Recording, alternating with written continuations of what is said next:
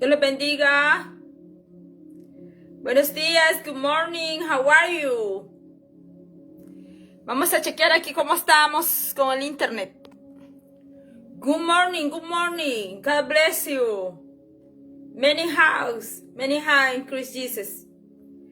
Muchos abrazos en Cristo Jesús. Bienvenido esta mañana. You welcome this morning. Saludos. I greet Mexico. Saludo a México. I greet Salvador. I greet Canadá. I greet Turkey. Quiero que sepan que estos videos están llegando hasta Turquía. A veces usted me va a ver que yo traigo un cover sobre mi cabeza, porque le voy a decir que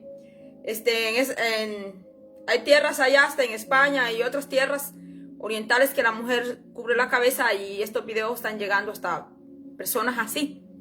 Así de que I reading this morning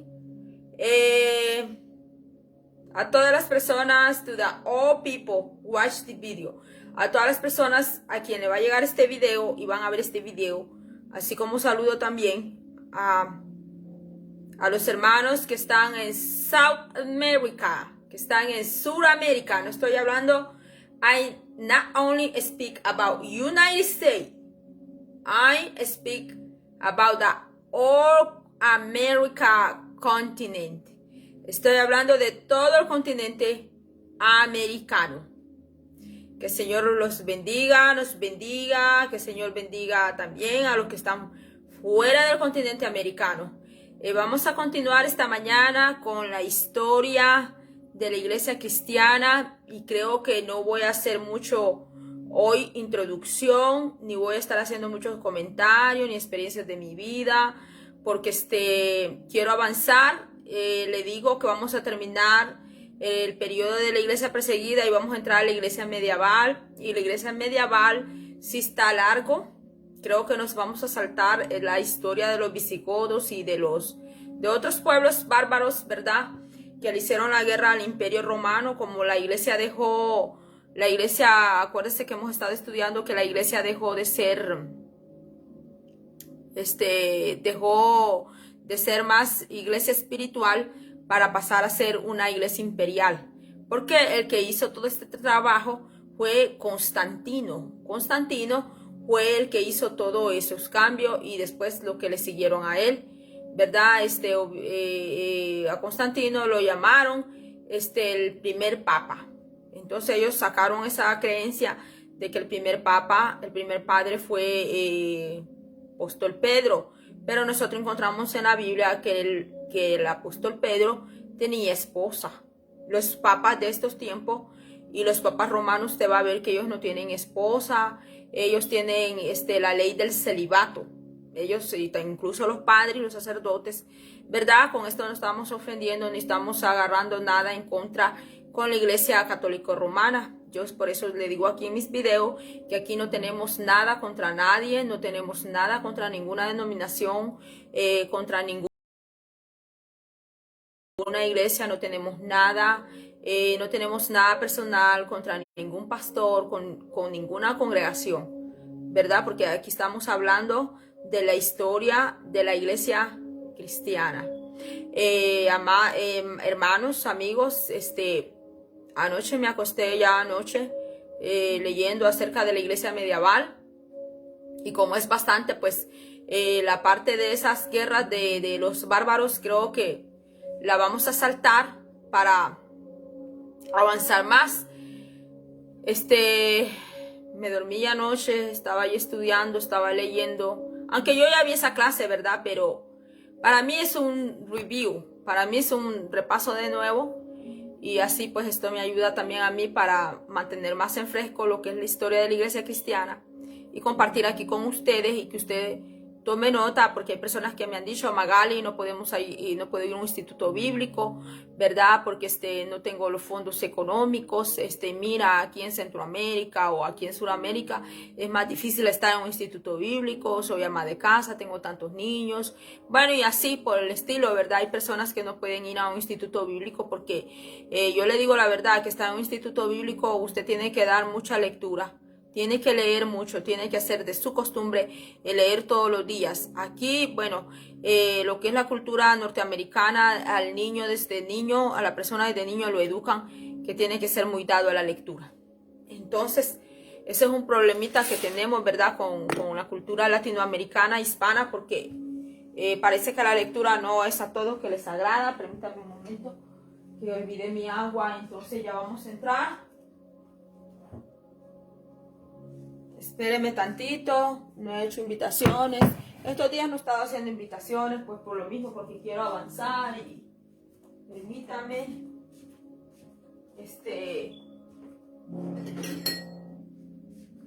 Hermanos, sigamos buscando del Señor. Estamos viendo, ¿verdad?, lo que está sucediendo a nivel mundial. No solo se trata de un país, pues en un país terremoto, después en el otro país terremoto.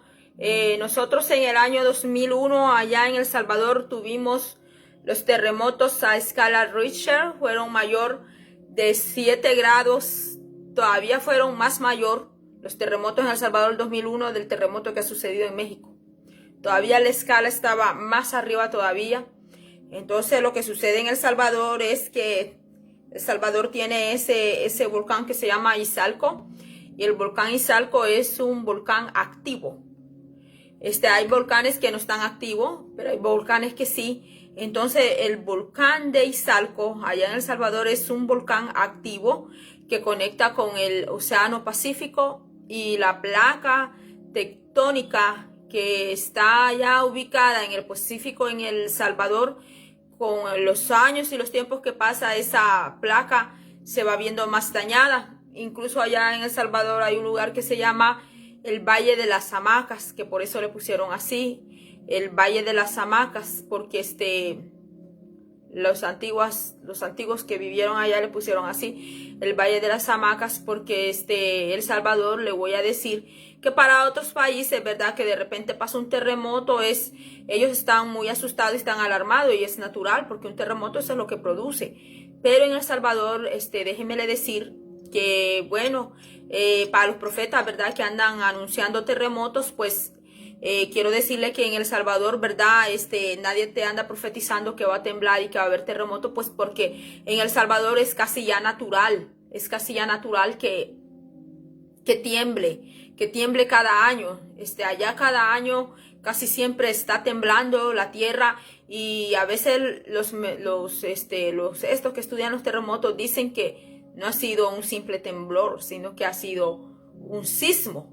Entonces, pues es natural que los terremotos a las personas les produce hasta terror. Los terremotos a las personas les produce mucho miedo, porque yo eso lo he vivido. En el año 2001, yo viví lo que fueron los terremotos y allá en El Salvador, y el primer terremoto para enero del 2001, la escala todavía estaba más arriba del terremoto que ha sucedido hoy en México y que ha sucedido en Haití. Yo sé que las personas se alarman y se asustan, y las personas que han vivido eso, yo sé que no han vivido algo bonito, porque yo también lo viví en El Salvador, pero nosotros en El Salvador aún vivimos un terremoto todavía mayor que eso. Y recuerdo cuando en 1998, si no me equivoco, llegó el Mish, y donde el huracán Mish, donde provocó más desastres naturales, fue en Honduras, y luego llegó a El Salvador. El Mish había hecho estragos, yo no sé si abarcó a Guatemala, pero en El Salvador fue donde el Mish murió, fue su final en el país El Salvador, porque el país El Salvador, si usted no lo conoce, usted no sabe de lo que se está perdiendo del Salvador. El Salvador, en cuanto a naturaleza y a frutas, y no tiene nada que envidiar a otros países, porque El Salvador tiene muchas cordilleras, tiene muchas colinas, tiene cerros, tiene volcanes, tiene muchas fincas, tiene muchas frutas tropicales, marañón. Aquí en Estados Unidos, ¿a dónde te vas a encontrar un marañón? Aquí tú. Hay diferentes clases de mango, las frutas tropicales, níspero, guayabas, bueno, tantas frutas que hay allá, porque la tierra, pues como es tropical, es tierra caliente, produce todo eso. Entonces, yo sé que las personas que han vivido terremoto recientemente, como es Haití y México, pues se pueden sentir muy asustados y pues las personas que quedan así, pues asustadas, yo recuerdo para el 2001 allá en El Salvador, las personas hasta tuvieron, gran mayoría de gente sacaron sus camas para afuera, otros pusieron como colchonetas afuera de sus casas para estar durmiendo afuera. Bueno, como yo vengo de una familia cristiana, ¿verdad? Entonces, yo sé que la fe, ¿verdad? Depende de cada quien, pero yo decía, no, yo no voy a dormir afuera. Yo no voy a dormir afuera.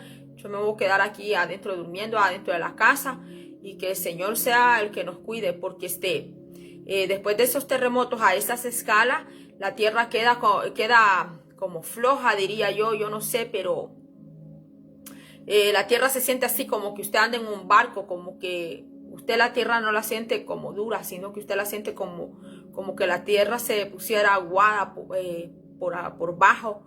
Entonces yo viví esas experiencias para el año 2001 en enero y para el año febrero, porque se repitió un terremoto después de ese en el mes de febrero. El primero fue en el mes de enero y luego el otro fue el mes de febrero. También mi país, ¿verdad? Se levantó de un conflicto armado donde el país quedó en gran pobreza, muy destruido. Entonces, venimos de allí, venimos del sufrimiento, venimos de las pruebas, venimos de allí.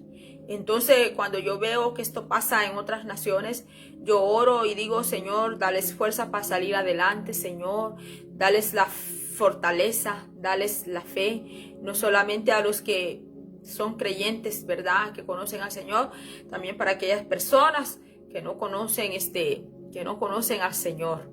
Entonces, vamos a entrar esta mañana a lo que es la historia de la iglesia, mis hermanos. Oremos. Yo siempre le digo a usted, oremos por nuestra familia, oremos por nuestros hijos, porque a veces nosotros queremos andar orando por otras personas, queremos andarle dando atención a otras personas, queremos darles cariño y amor a nuestras personas, pero tenemos que ver nuestra familia también. Acuérdese que el patriarca Noé,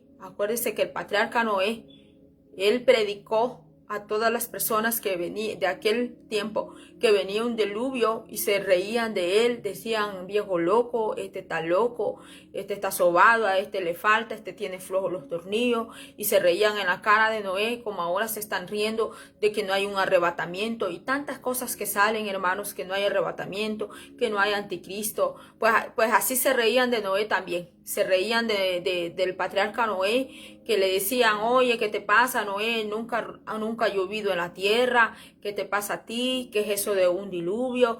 Y como ellos nunca habían visto brotar agua, pues hermanos, porque el ser humano es así, el ser humano primero quieren ser como Tomás, primero quieren ver para creer. Pues en el Señor es diferente, en el Señor no necesitas ver para creer, porque de eso se trata, de la fe de Dios, porque dice la palabra de Dios que todo lo que está hecho fue hecho de lo invisible y de lo que no se ve, y que Dios llama a las cosas como que son, Dios llama a las cosas como que son, aunque no fueran o no son. Entonces, Dios no es hombre, por eso dice que Él no es hombre para que se arrepienta, no es hombre para que mienta, ni hijo de hombre para que se arrepienta.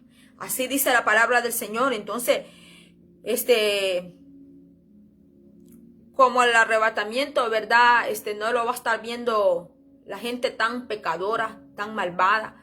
Pero si ellos, en el momento, ellos quizás quisieran ver primero, ¿verdad? Así como Tomás, quiero ver para creer. Pero el hombre y la mujer se equivocan.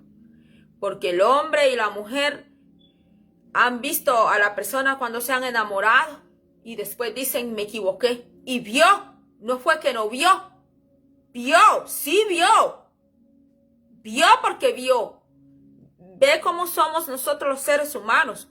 Para equivocarnos es tan fácil equivocarnos. Es tan fácil equivocarnos.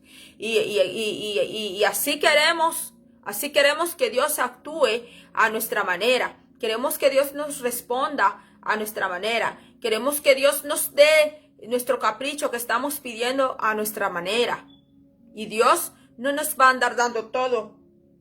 Dios no nos va a andar dando todo lo que nosotros le pidamos a Él, porque Dios sabe lo que es conveniente y lo que no es conveniente. Entonces, bueno, he hablado de esto, ¿verdad? Pues por lo mismo, ¿verdad? Que vamos a entrar a la historia de la iglesia cristiana y yo siempre le digo a usted, oremos por nuestros hijos, oremos por nuestra familia. Hoy más que nunca, tenemos más de un año aquí, más de un año, ya tengo 2 años ya. Estaba en el Facebook, yo antes todo se lo hacía escrito en el Facebook y por años, ¿verdad? En mi muro yo siempre vengo poniendo, oremos por nuestro país, oremos por nuestra nación, oremos por nuestra familia, oremos por nuestros hijos, porque a veces queremos andar orando por los demás, pero no oramos lo más importante, que es nuestra casa, que es nuestros hijos. Así de que bueno, vamos a entrar esta mañana, que el Señor nos ayude. Ya me tomé,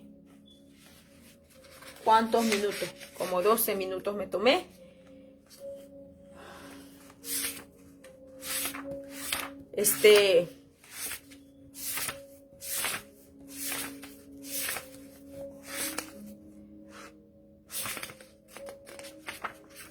Esta iglesia imperial está un poco larga también. Aquí. Nos quedamos aquí.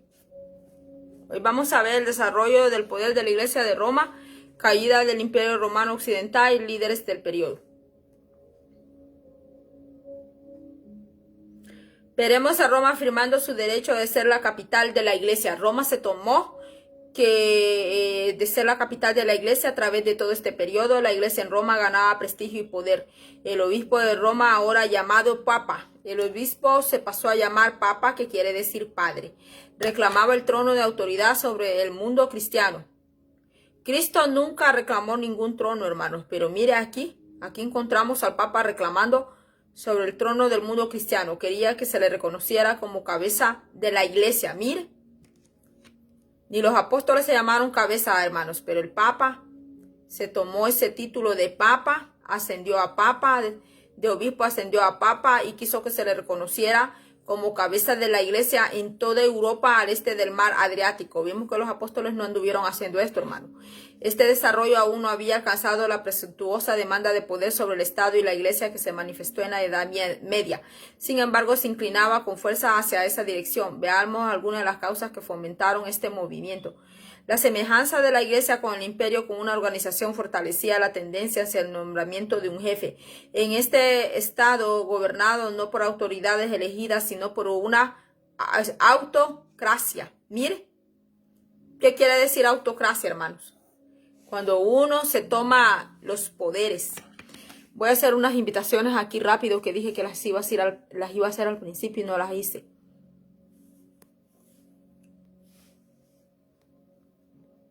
Los que están conectados, ¿verdad? Van a ver esta invitación y los que no, pues la van a ver más tarde. No voy a hacer muchas invitaciones, pues porque vamos a ganar tiempo.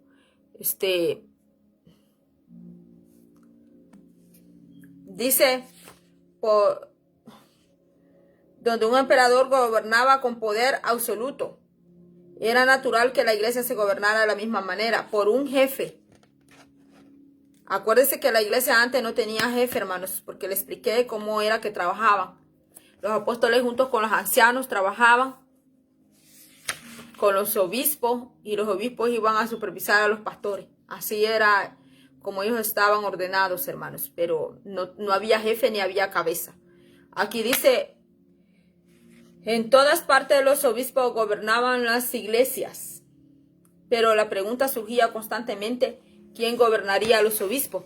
¿Qué obispo debía ejercer en la iglesia la autoridad que el emperador ejercía en el imperio? Los obispos que presidían en ciertas ciudades pronto llegaron a llamarlos metropolitanos y después, mire cómo les llamaron. Mire de dónde salen toditos estos nombres. Vienen de Roma, hermano. Y después patriarcas. Vaya, hermanos. Vaya. Dice, había patriarcas en Jerusalén, Antioquía, Alejandría, Constantinopla y Roma. El obispo de Roma se adjudicó el título papa, que quiere de padre. Después se modificó a papa. Entre estos 5 patriarcas había frecuentes disputas. Mire, hermanos, entre esos 5 padres habían peleas, hermano. Por la prioridad, dice aquí, y la supremacia. El hombre, hermano, siempre, ¿verdad? Siempre pelea por cosas así. Dice, sin embargo, la cuestión al final se limitó a escoger entre el patriarca de Constantinopla y el papa de Roma como cabeza de la iglesia. Roma reclamaba para ser autoridad apostólica. Mire, Roma reclamaba, hermanos, autoridad apostólica. Qué tremendo, hasta dónde llegaron, hermano. Era la única iglesia que decía poder mencionar a 2 apóstoles sobre sus fundadores, y estos los mayores de todos los apóstoles, a Pedro y a Pablo. Surgió la tradición de que Pedro fue el primer obispo de Roma. Como obispo, Pedro debería haber sido papa, sí, pero Pedro tuvo esposa y tuvo hijo, tuvo hija y tuvo hijos y tuvo suegra. Dice aquí, Pedro debería haber sido papa. Se suponía que en el primer siglo el título obispo significaba lo mismo que en el siglo IV, un gobernante sobre el clero y la iglesia. Por tanto, Pedro, como el principal de los apóstoles, debe haber poseído autoridad sobre toda la iglesia. Se citaban 2 textos en los evangelios como prueba de esta afirmación.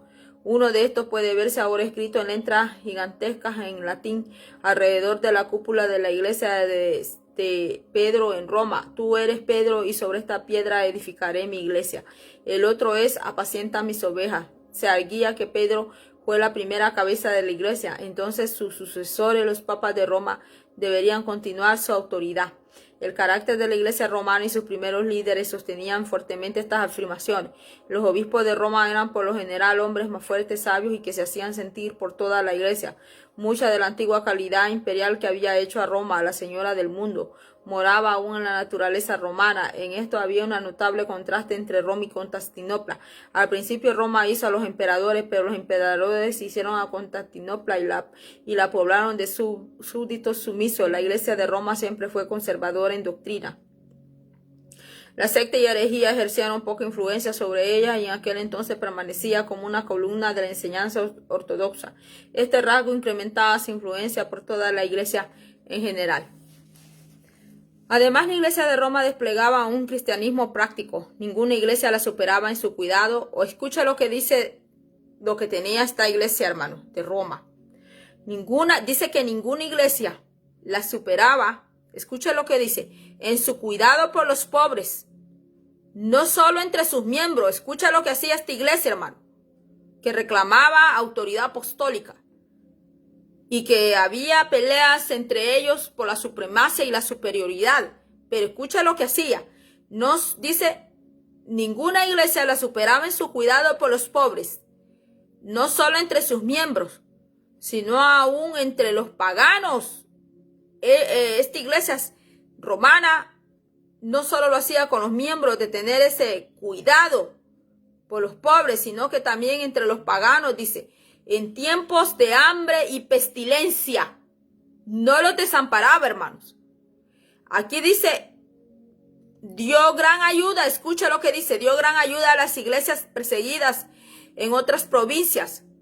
Cuando un funcionario pagano en Roma demandó los tesoros de la iglesia, el obispo congregó a sus miembros pobres y dijo, estos son nuestros tesoros.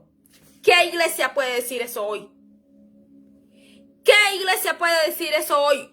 Sea católica o sea protestante, ¿qué iglesia puede decir eso hoy? Que los tesoros que ellos tienen también son vuestros. Ni aquella que está allá, ni estas otras que son protestantes. Porque los tesoros jamás lo tendrá la Grey. Aunque los tesoros salen de allí de la Grey. Pero los tesoros los mantendrán a aquellos que están allí arriba de cabeza. Si no, pregúntele a usted, no lo mando a contricar y a pelear con su pastor, con su líder. Pero pregúntele a usted como oveja, como miembro, aunque le digan, ¿y usted cuántos meses tiene de estar aquí? Y usted diezma, ofrenda, aunque le lleguen a preguntar eso. Pero si usted es oveja del Señor, usted puede preguntar y puede decir, ¿a nombre de quién están las cuentas de la iglesia? ¿A nombre de quién está todo lo de la iglesia? Y no me voy a extender a más porque me voy a meter a problemas. Me voy a meter a problemas. Pero si usted preguntara eso y todo está en nombre del pastor, todo está en nombre del pastor y todo está en nombre de la pastora, cuando todo ha salido de la lana de las ovejas y todo ha salido de las ovejas, peligro, peligro. Y a mí me pueden decir, cállese vieja loca porque usted no sabe cómo se fundó aquí esto, usted cállese mujer habladora porque usted no sabe, pues porque la historia de la iglesia te habla de todo eso. Cuando el apóstol Pablo tuvo todo el dinero de la Grey a nombre de él, claro que no habían bancos, pero te voy a decir una cosa, te doy una nueva. Los que hemos estudiado contabilidad y administración de empresa, porque aquí tienes a una, sabemos que la contabilidad y la administración vino de Fenicia, vino de los sumerios, vino de los acadios, porque ellos eran excelentes comunicadores y eran excelentes en la mercadería, en lo mercantil. Fueron los fenicios los que desarrollaron la contabilidad y administración de empresa. Pero cuando dentro del pueblo de Dios hay personas que se han formado y que se han educado en otras ramas, nos podemos hasta dar cuenta cuando nos están engañando, cuando nos dan un balance general. Y podemos ver ese balance general y podemos ver que ahí hay cosas que no están claras. Es que no es que se trata de ir a dar a la iglesia cualquier balance general para que callemos a estos. Nosotros somos los que vamos a hacer aquí el tramafaz. Usted póngale esto y usted póngale lo otro. Y usted póngale lo otro. Le podrán decir al secretario. Y le podrán decir al tesorero. Le podrán decir al tesorero. Usted solo vaya a depositar esto y deje esto aquí. Pero Dios está viendo todo. Dios está viendo todo. Yo sé que hay grace. Y yo sé que hay pastores que más bien tienen que ver cómo hacen para pagar sus locales y pagar el recibo de la luz porque no hay suficientes entradas. Créanme que hay congregaciones así y hay pastores que son siervos del Señor que a ellos nadie los sustenta ni nadie les pasa un chequecito, sino que ellos tienen que trabajar, tienen que ver cómo se la arreglan. Hay pastores que no. Hay pastores que los sostiene un cheque que le pasan. Hacen sus videos en YouTube. El YouTube, según las vistas y todo, allí también les paga. El Facebook, hasta te dicen, mándeme estrellas. ¿Por qué te dicen eso? Porque según las estrellas, ¿verdad? Le paga el Facebook también. Entonces hay personas que le están dando un cheque personal y aparte de darle un cheque personal, los medios le están pagando y aparte de eso, piden hasta donaciones. Entonces no me diga que usted se la está pasando mal. No me diga que usted se la está pasando mal y que vive en prueba porque es mentira. Porque no es cierto. Pero hay personas que les está yendo diferente y trabajan en la obra del Señor y pueden decir, es por su cabeza porque hay que ver los medios como una vez me dijo alguien a mí. Me dijo alguien, como me dijo una vez alguien, que aquí en Estados Unidos el que quería vivir mal era por su cabeza y el que quería vivir bien también por su cabeza. ¿Y sabe qué? Yo mejor preferí no responder, porque cuando alguien quiere vivir honestamente te va a costar. Pero aquel que quiere vivir del latrocinio, aquel que quiere vivir de la vivonada, aquel que quiere vivir de que yo soy más listo que tú, en cualquier momento el Señor te puede quitar todo eso. En instantes, porque te la llevaste de listo o de lista. Y Dios sabe cómo has hecho ese dinero. Si lo hiciste, avivonada, pero sin ningún esfuerzo. Porque Dios, ¿sabes cuál es el dinero que Dios multiplica? Aquel que se hizo con esfuerzo. Porque sí, yo no digo que los servidores de Dios hay que dejarlos que se mueran de hambre. Yo no digo eso tampoco. Pero hay personas, porque lo declara aquí la historia de la iglesia. Y según la palabra vamos a encontrar así. A Dios no le gusta ese tipo de personas ávidas. Con avidez, así dice la palabra, avidez. Que quiere decir que son personas que aún con la misma palabra van a querer manipularte para que tú les des tu cartera. Y hasta te pueden decir, porque yo ya he escuchado, si usted va a hablar por la ofrenda que va a dar, mejor no dé nada. Todavía te lo dicen así, todavía orgullosos, todavía de grandes orgullosos.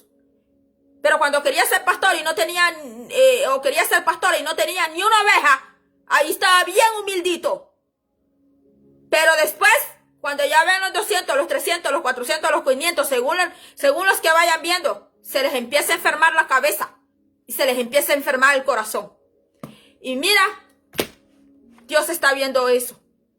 Dios está viendo eso. Y a mí me pueden decir, usted cállese porque es una inexperta. Te voy a decir algo. Yo fui líder de célula familiar. En menos de 3 meses, el Señor llenaba aquella casa. Llegaban personas a tocar la puerta sin que yo la fuera a buscar. Yo salía a buscar alma porque yo he sido servidora de calle. Para venir a los medios, yo primero he sido servidora de calle. No es que me he venido a sentar aquí de repente y que me vean. Yo he sido servidora de calle, de recorrer calles, de recorrer colonias, de recorrer de un lugar a otro. Y que Dios bendiga a esos servidores que son así. Yo cuando veo aquí en el Facebook personas que andan de un lugar a otro predicando, aguantando esos grandes calores, aguantando lluvia, yo oro por ellos aunque ellos no lo sepan. Yo les digo al Señor, Señor, dale fuerza. Yo les digo, Señor, sácalos adelante. Señor, dales todo lo que necesitan. Yo no les puedo dar, le digo yo al Señor, porque no estoy trabajando, le digo yo al Señor. Pero aunque sea mi oración, le digo yo al Señor. Bendice esas almas, esos pies, porque así dice allá en el libro de Isaías, que benditos son los pies, hermosos son los pies de los que llevan las buenas nuevas del evangelio. Así dijo el profeta Isaías, que hermosos son los pies de los que llevan la paz, de los que llevan las buenas nuevas.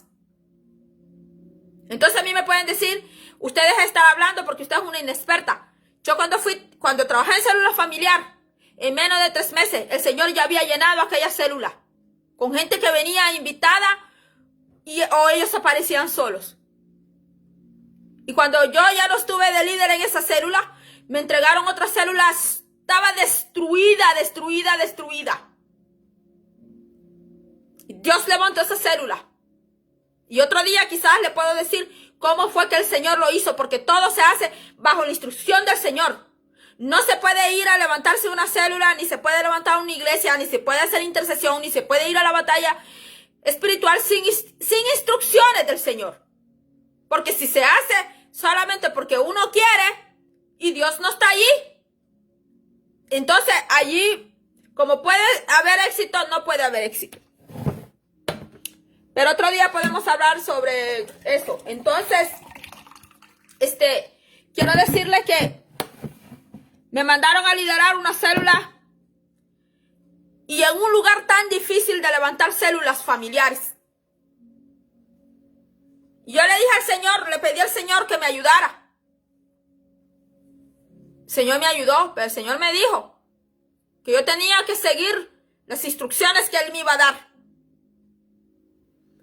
Entonces yo seguí sus instrucciones del Señor. Y el Señor, mira, los que se habían ido, los que se habían alejado, que no querían saber nada. Mire, ellos empezaron a venir sin que yo los llamara. Pero el Señor me dijo, vas a seguir mis instrucciones. Cuando el Señor te habla así, no es cosa de estar peleando con el Señor, que me parece, no me parece. No. Porque Él te está diciendo, al Señor no le gusta esa clase de gente así, que se ponen contra Él, que se ponen como a quererle darle clase al Señor. Entonces, hermanos, esa célula de nuevo se fue para arriba. Y hermanos, ya no voy a seguir porque yo le voy a decir, hermanos, que el enemigo es tan tremendo que después levanta mujeres celosas, le voy a decir allí mismo, como que si su marido fuera el Superman.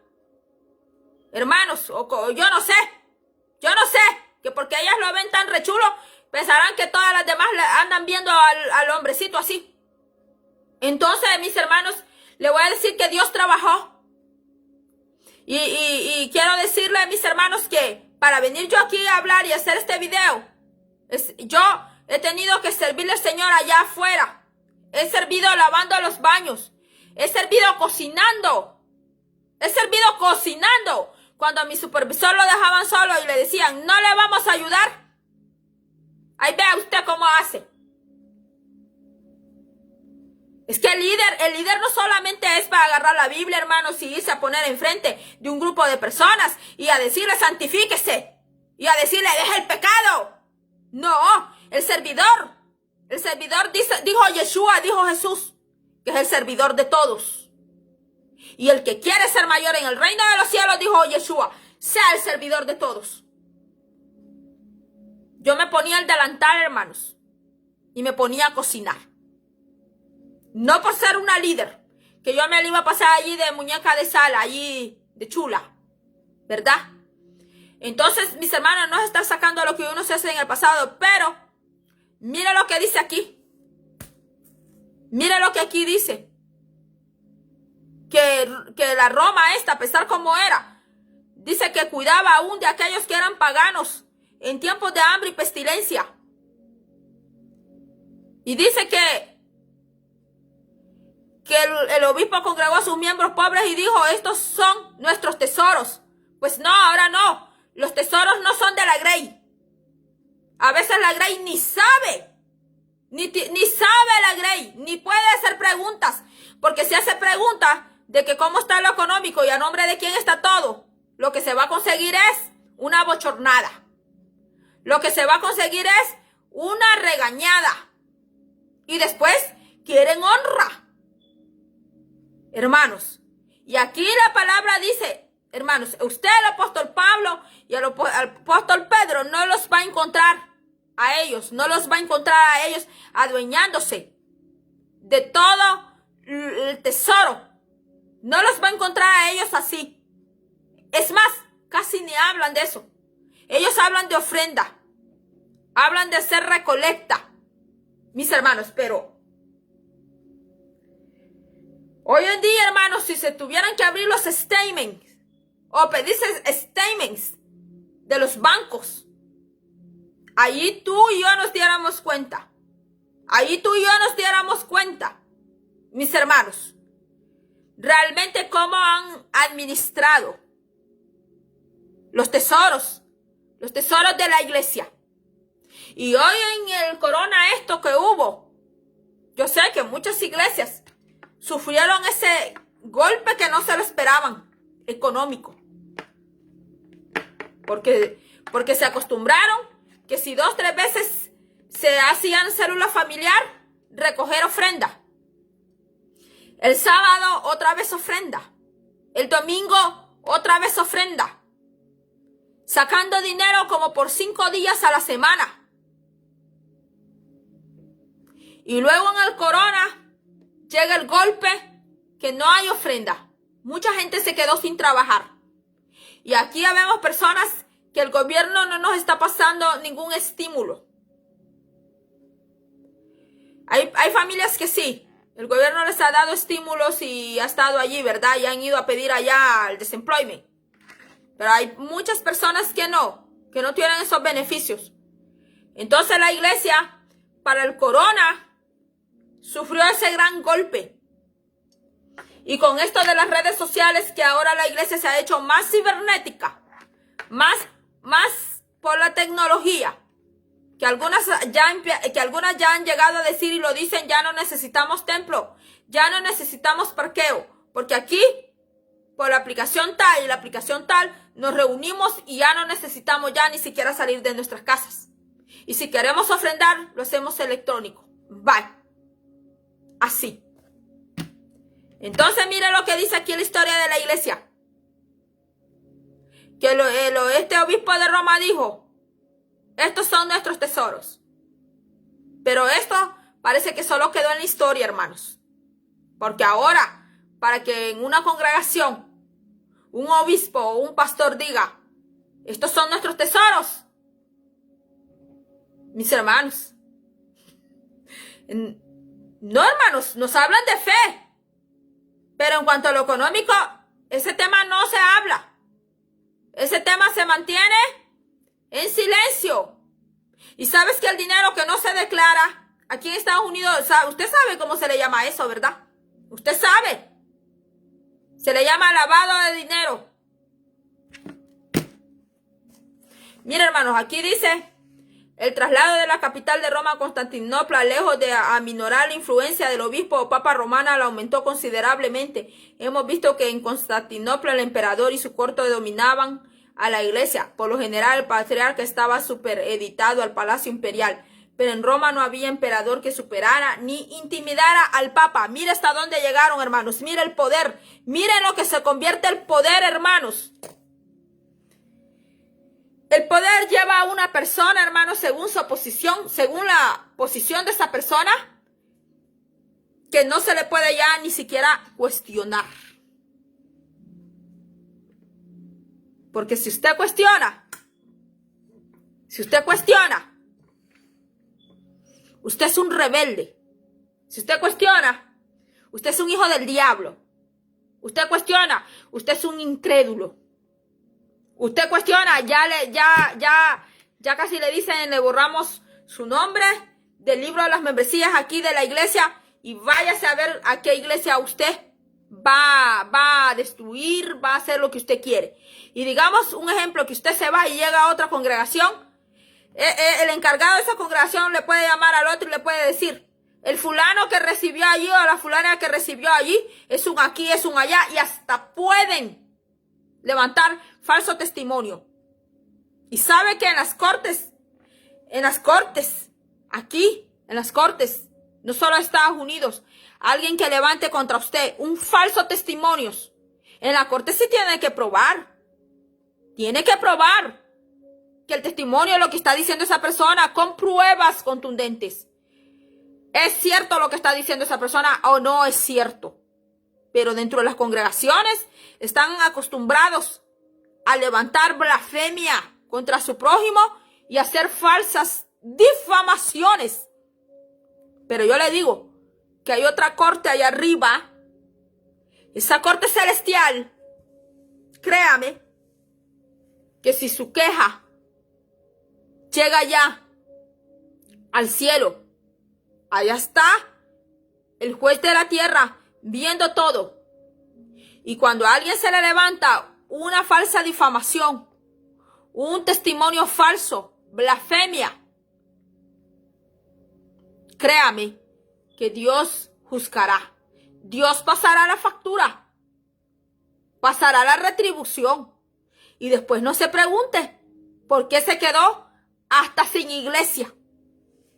Después no se pregunte por qué llegó una situación de la que usted no se esperaba. Porque el dañar la imagen de otra persona, eso trae juicio sobre la otra persona. Porque dentro de la grey del Señor hay personas así. Y peor cuando son líderes y no les duele. A ellos no les duele destruir el testimonio de un hermano o una hermana. Más cuando esa persona la ven sola. Mucho cuidado, porque no quiere decir que porque esa persona la ven sola, le destruyen el testimonio y que Dios no está viendo. Pues Dios está viendo. Dios está viendo y Dios se hace justo juicio. Dice aquí, se trataba del potentado mayor de toda la región. Europa siempre miró a Roma con respeto. Ahora que la capital estaba lejos, especialmente cuando el imperio mismo estaba en decadencia, la lealtad hacia el pontífice romano empezó a ocupar el lugar de aquel hacia el emperador romano. Así surgió que por todo el occidente el obispo romano papa, como cabeza de la iglesia de Roma, comenzaba a considerarse como la autoridad principal, mire, de la iglesia en general. Así empezó este poderío, hermanos. Así empezó ese poderío, ese empoderamiento, ese imperio, hermanos. Dice,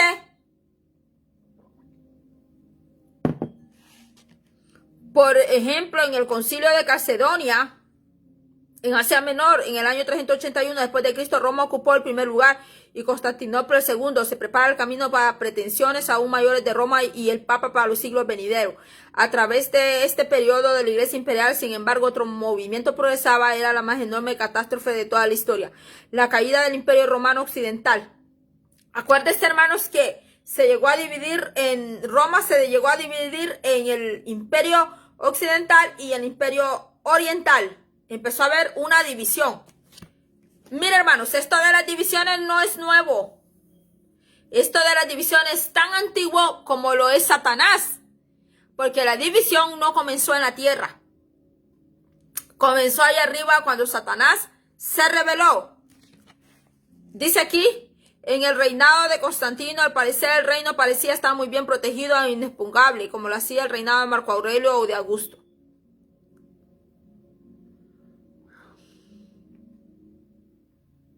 A los 25 años de la muerte de Constantino, en el año 337 después de Cristo, cayeron las barreras del imperio del occidental y las hordas de bárbaros aplicaron a los demás pueblos, a griegos y judíos, nombres que los romanos aplicaron a los demás pueblos, a griegos y judíos. Comenzaron a entrar por todas partes en las indefensas provincias. De esta manera se posesionaron del territorio y establecieron reinos independientes.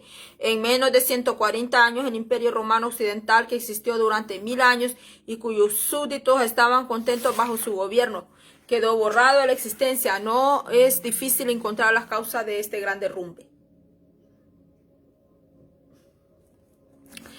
Mire, dice que los bárbaros codiciaban las riquezas del imperio. Mire, hermanos, es que mire, le voy a decir que si un concilio está echando allí, ¿verdad?, a las arcas, todo. Un concilio, un ministerio, está echando allí todo para ellos, todo para ellos. Mire, dice que los bárbaros estaban codiciando las riquezas del imperio.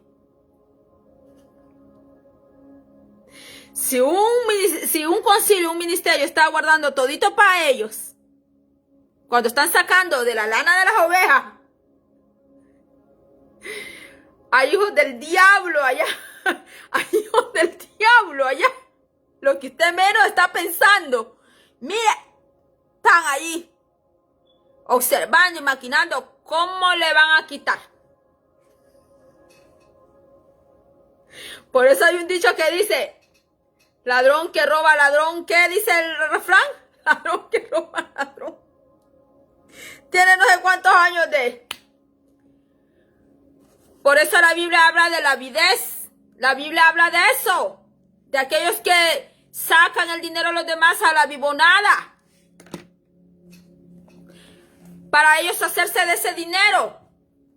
Aquí dice, de un lado de la frontera había ciudades opulentas que vivían en paz, vastos campos con cosechas, personas que poseían todas las cosas que estaban deseando, las tribus pobres, no civilizadas, errantes pero agresivas, que vivían al otro lado de la frontera. Mire, lo que Roma estaba guardando allí. Otros ya estaban maquinando qué era lo que iban a hacer. Por siglos antes de la invasión de los bárbaros, la ocupación principal de los emperadores romanos había sido la defensa de las fronteras contra las amenazas de ataques de estos enemigos. La única razón de tener varios emperadores que reinaran a la vez era la necesidad de un gobernante investido de autoridad cerca de estos puntos de peligro, a fin de que pudiese actuar sin esperar órdenes de una capital distante. Aún en los mejores tiempos los romanos estaban a la par con los bárbaros, a hombre por hombre. Además, a través de los siglos de paz, los romanos perdieron la costumbre de combatir.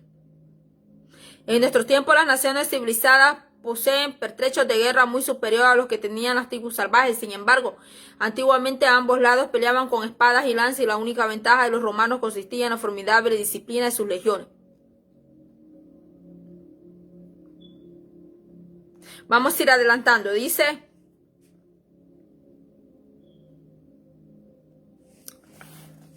en un tiempo, en 90 años se proclamaron 80 jefes, o escuche, en 90 años se proclamaron 80 jefes como emperadores, y cada uno reclamaba el trono. En un tiempo dichos emperadores eran tantos que les llamaban los 30 tiranos, saqueaban las ciudades y todo el imperio empobreció por la ambición de los hombres al poder. Ya voy a tener una hora estar aquí, hermanos. Voy a adelantar.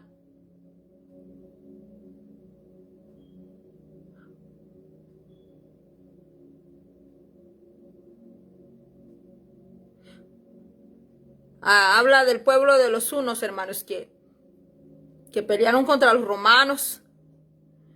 Dice aquí, creo que nos vamos a saltar esta parte para adelantar. Habla de las guerras que hubieron con los bárbaros, con los pueblos bárbaros. Habla de los vándalos, habla de los bárbaros, de las guerras que tuvieron, de los francos. Dice que Clovis se hizo cristiano y su pueblo lo siguió. Los francos ayudaron grandemente a la conversión del norte de Europa a la religión cristiana, sobre todo por la fuerza.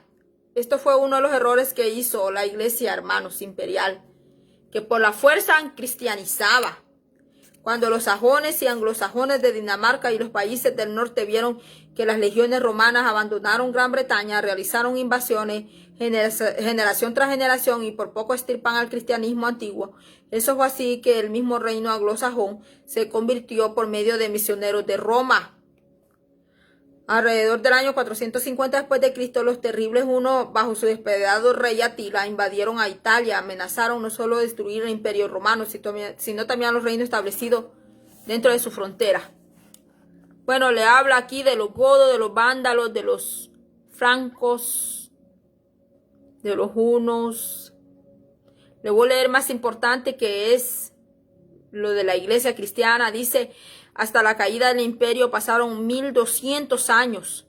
El imperio oriental, que tenía Constantinopla por capital, duró hasta 1453 después de Cristo. Casi todas estas tribus invasoras fueron paganas en sus respectivos países. Los godos constituyeron una excepción, pues ya Arrio los había convertido al cristianismo y tenían la Biblia en su propia lengua. De estas, las porciones aún existentes forman la primitiva literatura teutónica. Casi todas estas tribus conquistadoras llegaron a ser cristianas, en parte por medio de los godos, pero aún más por medio de la gente entre las que se establecieron. Con el tiempo, los arrianos llegaron a ser creyentes ortodoxos.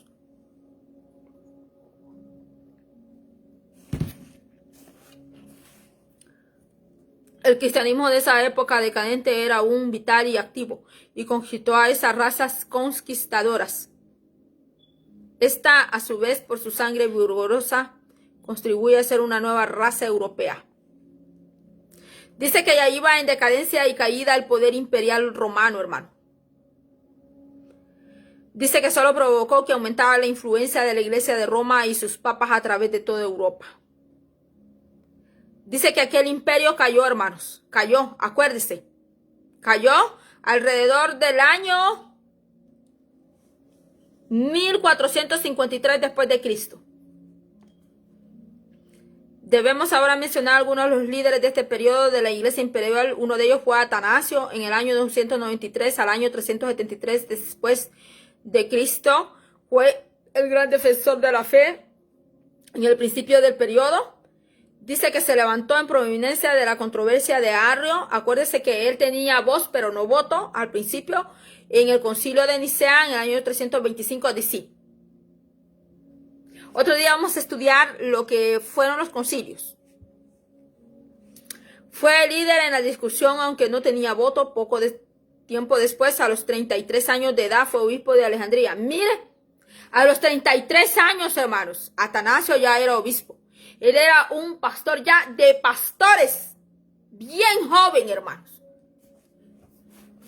5 veces lo desterraron, pero siempre luchó por la fe. Por último, llegó al final de su vida en paz y honor. Ambrosio de Milán, el año 340 al 397 después de Cristo. El primero de los padres latinos fue electo obispo mientras era laico. Era laico. Dice que él no era bautizado, sino que estaba recibiendo instrucción para ser miembro. Tanto los arrianos como los ortodoxos se unieron en su elección. Llegó a ser una figura prominente en la iglesia por un acto que reprendió al emperador Teodosio y lo obligó a hacer confesión. Después el emperador lo trató con alta estimación y lo eligieron para predicar durante su funeral. Escribió muchos libros, pero su mayor honor consistió en recibir en la iglesia al poderoso Agustín. Juan, apodado Crisóstomo, la boca de oro, debido a su elocuencia sin igual, fue el más grande predicador del periodo. Nació en Antioquía en el año 345 después de Cristo. Llegó a ser obispo o patriarca de Constantinopla en el año 398 después de Cristo. Roma empezó, hermanos, a reclamar esos títulos. Empezó a reclamar el título de papa, de patriarca, de obispo. Dice aquí, y predicó a inmensas congregaciones en la iglesia de Santa Sofía. Sin embargo, su fidelidad, independencia, celo reformador y valor desagradaba a la corte. Lo desterraron y murió en el destierro en el 407 después de Cristo. Pero lo vindicaron después de su muerte. Su cuerpo fue llevado a Constantinopla y enterrado con honores. Fue un poderoso predicador, estadista, expositor muy capaz de la Biblia. Jerónimo, del año 340 al 420 después de Cristo, fue el más erudito de los padres latinos. Recibió en Roma una educación en literatura y oratoria, pero renunció a los honores del mundo por una vida religiosa fuertemente matizada de ascetismo. Estableció un monasterio en Belén y vivió allí por muchos años. Dice que él hizo muchos escritos, numerosos escritos en el que tuvo una influencia más extensa. Fue su traducción de la Biblia a la lengua latina, una obra conocida como la Vulgata, a saber la Biblia en lenguaje común, que aún es la Biblia autorizada de la Iglesia Católica Romana. Agustín es el nombre más eminente de todo este periodo. Nació en el año 354 después de Cristo en el norte de África. Desde muy joven fue un brillante erudito, pero mundano, ambicioso y amante del placer. A los 33 años, otro de 33 años, mire hermano, llegó a ser cristiano por la influencia de su madre Mónica. Ya le leí esto, ¿verdad? Antes de Mónica. La enseñanza de Ambrosio de Milán y el estudio de las epístolas de Pablo en el año 395 después de Cristo le nombraron obispo de Hipona. De ahí viene la palabra Agustín de Hipona, hermanos. Pero no era que él se llamaba así. Él se llamaba Agustín, pero donde él llegó, hermanos, a ministrar se llamaba Hipona. En el norte de África, al empezar las invasiones de los bárbaros, entre sus muchas obras, la ciudad de Dios fue una magnífica defensa a fin de que el cristianismo ocupase el lugar del decadente imperio. Sus confesiones más profundas son revelación de su propio corazón y vida. Sin embargo, su fama e influencia están en escritos sobre teología cristiana, de la cual fue el mejor exponente desde el tiempo de Pablo. Oiga, fue el mejor exponente. Después de Pablo no hubo otro expositor que por lo menos le llegara un poquito a Pablo, como le llegó el joven Agustín de 33 años. Si usted es un varón, entréguese al Señor Jesucristo y conságrese. No importa que su vida pasada usted haya sido botado, usted anduvo en la lacra, usted anduvo ahí revolcándose yo no sé con quién. Pero si usted se entrega al Señor Jesucristo y se pone en las manos del Señor, como yo tomo este vaso aquí en mis manos, tan cierto como que yo tomo este vaso aquí en mis manos, y usted le dice al Señor, Señor, tómame como un instrumento tuyo. Si usted le dice al Señor, tómame como un instrumento tuyo, soy tu instrumento, y lléname de ti para ser útil en tus manos, ¿qué no puede hacer el Señor con usted?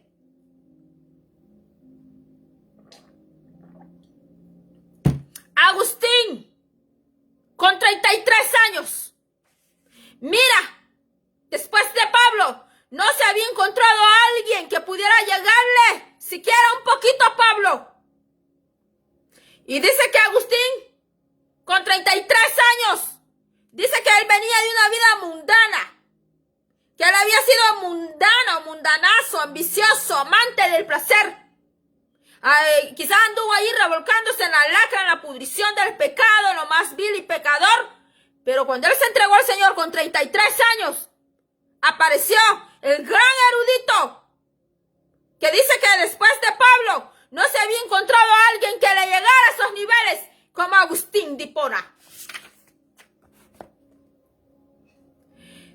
Dice que Agustín murió en el año 400 después de Cristo. Yo he leído pequeños pasajes que Agustín escribía. Y lo invito a que usted busque y lea un poco de lo que ese hombre escribía.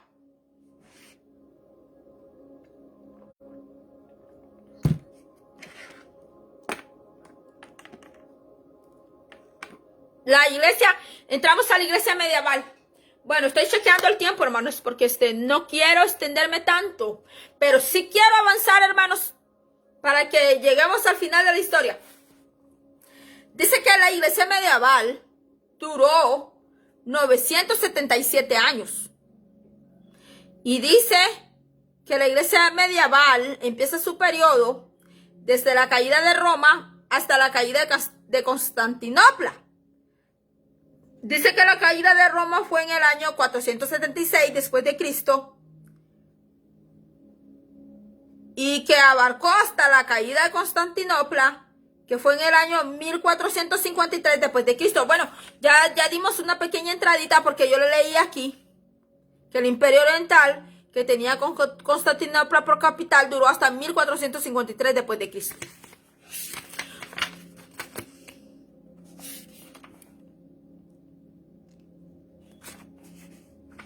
Esto sí es larguito, pero vamos a sacar lo más importante. Primera parte, progreso del poder papal. En este periodo de casi 1000 años, nuestro interés se dirigirá a la iglesia occidental o latina. Su sede de autoridad estaba en Roma, que aún era la ciudad imperial, aunque su poder político ya no existía. Porque acuérdense, la Roma era política y religiosa, que aún era la ciudad imperial, y es necesario que nosotros conozcamos esto, porque para los pasos agigantados que vamos, se volverá a levantar una Roma política y religiosa. Aunque digan que eso está de aquí yo no sé cuántos años, el hombre podrá decir lo que él quiera, podrá especular, pero quien conoce las verdades eternas es Dios Todopoderoso. Entonces, es importante que nosotros conozcamos esto. Dice aquí,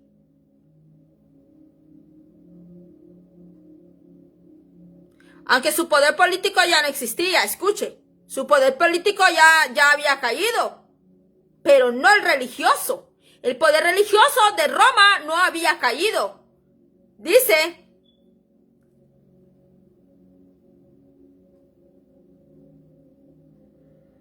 que poca atención se le dará a la iglesia griega gobernada desde Constantinopla, excepto cuando sus asuntos se relacionan a la historia del cristianismo europeo. No referimos los hechos en su orden cronológico, sino que examinamos grandes movimientos a menudo paralelos. El hecho más notable en los 10 siglos de la Edad Media es el desarrollo del poder papal. Escuche, poder papal. Quedó ahí un poder en silencio. Mira lo que dice. Ya hemos visto cómo el Papa de Roma afirmaba ser obispo universal y cabeza de la iglesia. ¿Quién decía eso? ¿Quién decía eso? El Papa. Que me venga entonces a pagar todo lo que necesito yo. Que me paguen. Hermanos, Roma muy rica. Entonces, ¿verdad? Aquí en hasta oro tiene. Espero no tener problema, ¿verdad? Con mi video. pero Roma a través de los tiempos, la iglesia universal católico romana, con el tiempo, hermanos, no es que me estoy vendiendo, ¿va? Pero con el tiempo, ha ido recaudando tesoros, ha ido recaudando oro. Hermanos, el oro de América que se llevaron los españoles, ¿a dónde está, pues, hermano? Ahora los vas a ver en coronas que ellos andan allí. Hermanos, nosotros dependemos de Dios. Y Dios es el que nos bendice. Yo tengo aquí casi, ahora es 10 creo. El 13 voy a tener 9 meses de estar en casa. A mí el gobierno no me pasa ni un cheque. Yo no pido el desemployment, hermanos. Y de verdad que estoy dependiendo por el poder de Dios. Le digo, hermanos, yo he sido una mujer que siempre he trabajado, que no he esperado que me vengan a poner la comida en la mesa. He sido una mujer que siempre he trabajado, porque yo vengo de familia trabajadora. Vengo de padre y madre trabajadora. A mí no me enseñaron a robar. A mí no me enseñaron a prostituirme. A mí no me enseñaron que venga un hombre a mantenerme. A mí no me enseñaron eso en mi familia. Mi padre siempre me decía, te voy a dar estudio para que ningún hombre, mi hija, me la humille a usted. Así me decía mi papá. Me decía a mí, el día que tú te cases, Magali, me decía mi papá, tú no vas a ser mujer que espere que le lleven la sal a la mesa, que le lleven el pan a la mesa. Porque mi papá es un hombre de mente abierta y es un hombre que yo creo que nació adelantado a su tiempo. Porque mi papá no es de esos hombres que la mujer solamente es para barrer, que la mujer solamente es para echar pupusas. No, que la mujer solamente es para hacer arroz. Mi papá no es de esa mentalidad. Y le voy a decir una cosa, mi papá no es pastor. Mi papá no es pastor. Mi papá no es profeta y aunque no se ponga profeta, pero lo que él habla sale. Igual mi mamá. Mi mamá no se pone nombre de profeta y lo que mi mamá habla se hace. Lo que mi mamá habla se cumple. A veces a mi mamá, yo me acuerdo que le decían, fulana, por favor no vaya a hablar, no diga nada porque nos va a tirar mal augurio, le decían a mi mamá. Nos va a tirar mal augurio o tus palabras nos van a caer como maldición. Yo le voy a decir algo, que mis padres no se hacen llamar profeta, pero lo que ellos hablan, se cumple.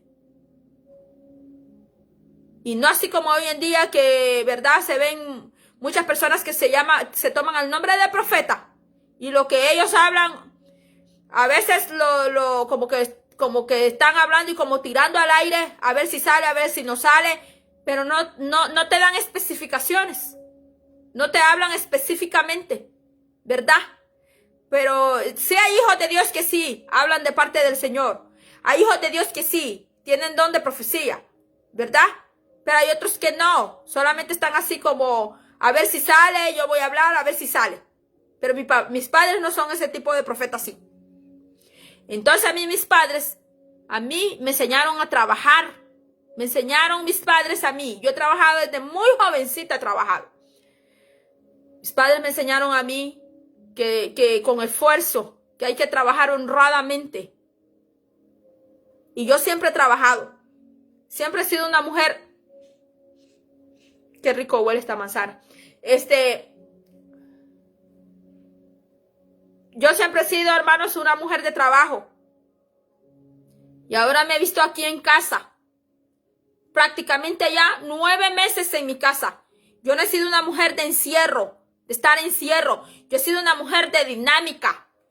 Dinámica, movimiento, de despertarse temprano, no de amanecer durmiendo, levantarse temprano, de dinámica. La dinámica. Yo no he sido mujer así de levantarme bien tarde de dormir.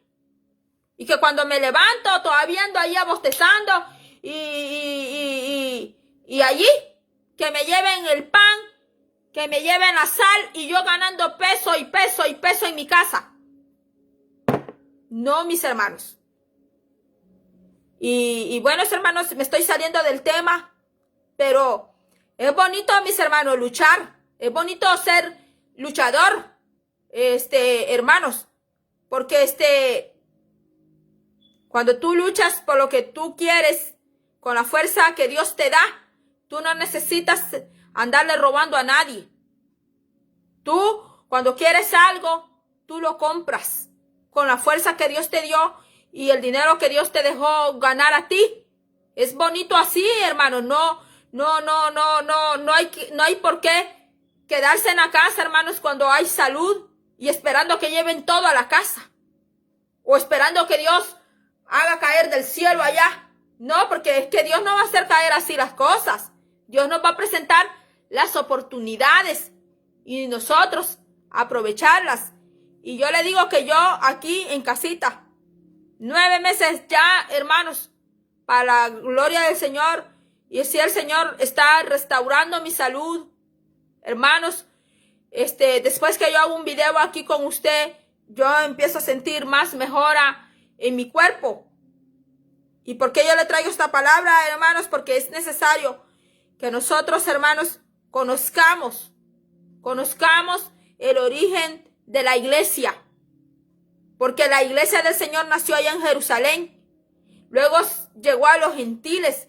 Es necesario que conozcamos todos estos datos. Porque cuando nosotros somos conocedores, hermanos, tenemos una historia de dónde agarrarnos y saber cómo fue que todo se originó. Entonces dice aquí, lo voy a seguir leyendo, dice: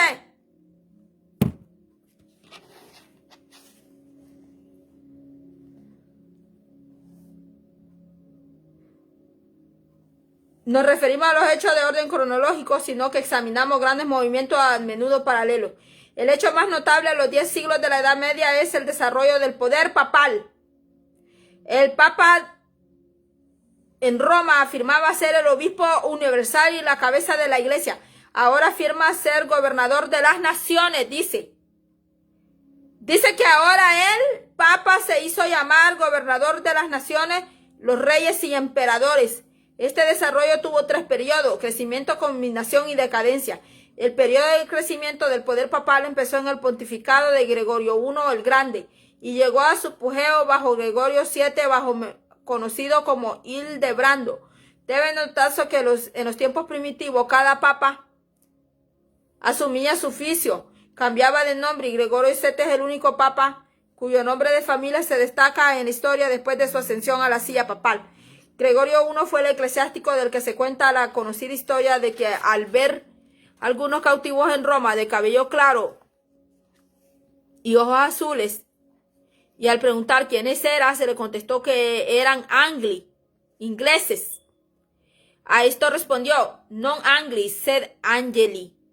No, o sea, lo que dijo en español fue no anglos, sino ángeles. Que no eran ingleses, pues, no anglos, sino ángeles. Porque los vio de cabello claro y de ojos azules, dice. Después, cuando llegó a ser papa, envió misioneros a Inglaterra para cristianizar al pueblo.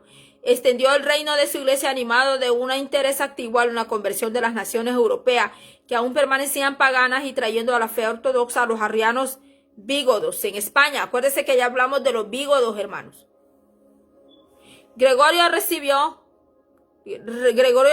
con éxito las pretensiones del patriarca de Constantinopla al título de obispo universal. Convirtió a la iglesia en virtual gobernante en la provincia alrededor de Roma. De esta manera preparó el poder temporal o político. También desarrolló ciertas doctrinas de la iglesia romana, sobre todo la adoración de las imágenes.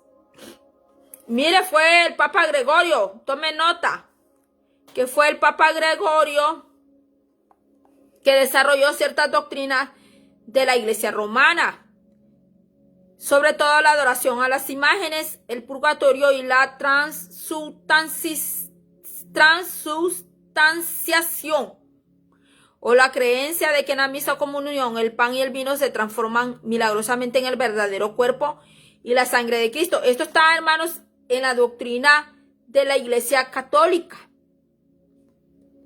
Dice, fue un gran defensor de la vida monástica, habiendo sido monje él mismo. Gregorio I fue uno de los administradores más capaces de la historia de la Iglesia romana y bien merecía el título El Grande. Bajo una serie de papas y durante cientos de años la autoridad del pontificado romano aumentó y se reconoció en sentido general. Se pueden nombrar ciertas causas para este creciente poder del papado. Una razón de por qué tantos aceptaban el gobierno de la sede romana se debió a que en las primeras épocas de este periodo la influencia de los papas estaba sobre todo en su poder para ejercer la justicia. La iglesia estaba colocada entre los príncipes y sus súbditos para reprimir la tiranía e injusticia, para proteger a los débiles y para demandar los derechos del pueblo. En los palacios se persuadió a más de un gobernante a recibir de nuevo una esposa repudiada injustamente y a observar cuando menos la forma exterior de la decencia. Hubo muchas excepciones, pues se sabe de papas que adulaban a príncipes impíos, pero el espíritu general del papado al principio de la Edad Media era en favor del buen gobierno. Vamos a adelantar un poco. En el antiguo imperio cayó en el siglo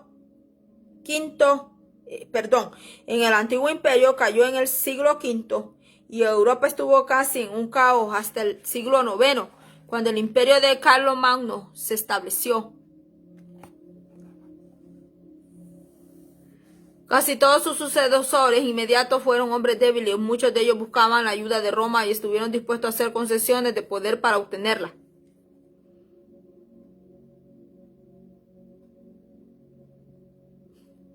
Dice que en este tiempo la iglesia permanecía fuerte. La única institución firme y oficial, dice que era la iglesia. El clero era el casi invariablemente que sostenía las exigencias de dominio de Roma, desde el arzobispo hasta el sacerdote más humilde. Durante la Edad Media, como veremos más tarde, hubo un enorme crecimiento del monacato. Allí, mira el monacato, ya vimos más antes, ¿se acuerda? El origen de los monjes, ¿se acuerda, hermanos? Se lo leí. Del monacato y monjes y abades se plegaban a los sacerdotes y obispos en cada disputa relativa al poder. La iglesia tenía sus fuertes aliados por todas partes y nunca fallaban en la promoción de sus intereses. Aunque el hecho nos parezca extraño, en la Edad Media se presentó un número de fraudes píos para sostener la autoridad de Roma. En una época científica e inteligente, los fraudes se hubieron investigado, desaprobados y desacreditados. Vamos a adelantar un poquito. Dice que uno de estos documentos fraudulentos fue la donación de Constantino. Mucho después de la caída del Imperio Romano en Europa, se puso en circulación un documento con el propósito de mostrar que Constantino, el primer emperador cristiano, había dado al obispo de Roma Silvestre I, en el año 314 al 335 después de Cristo, autoridad suprema sobre todas las provincias europeas del imperio, y proclamó al obispo de Roma como gobernante aún sobre los emperadores. El documento explicaba que el traslado de la capital de Roma a Constantinopla se debió a que el emperador no permitió a ningún potentado permanecer en Roma como el rival del Papa. De mucha más influencia fue otro fraude, o serie de fraudes. Las decretales pseudo-isidorianas, que se publicaron alrededor del año 830 después de Cristo, profesaban ser decisiones adoptadas por los obispos primitivos de Roma desde los apóstoles en escala descendente, presentando las más elevadas reclamaciones tales como supremacía absoluta del Papa de Roma sobre la Iglesia universal, independencia de la Iglesia del Estado, inviolabilidad del clero en todos sus rangos hasta el punto de que no estaba obligada a darle cuenta al Estado, ni siquiera ningún tribunal secular podía juzgar en asuntos del clero o la Iglesia. En las épocas de ignorancia y de falta de crítica, estos documentos se aceptaban sin vacilar. ¿Qué es lo que sucede, hermanos? Aquí en Estados Unidos, hermanos, a las personas, usted ve, salen a hacer protestas, hacen denuncias y todo eso. Pero dice que aquí, dice que era épocas de ignorancia y falta de crítica. Y dice que creaban esos documentos y se aceptaban sin vacilar. ¿Por qué? Porque las personas simplemente no decían nada.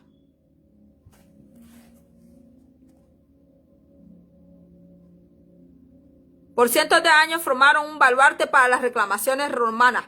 Nadie dudó de su autenticidad hasta el siglo XII, cuando la iglesia ya estaba anclada en el poder solo en los albores de la reforma en el siglo XVI. Se examinaron estas reclamaciones y se comprobó que carecían de fundamento. Algunas de las evidencias en su contra fueron los siguientes.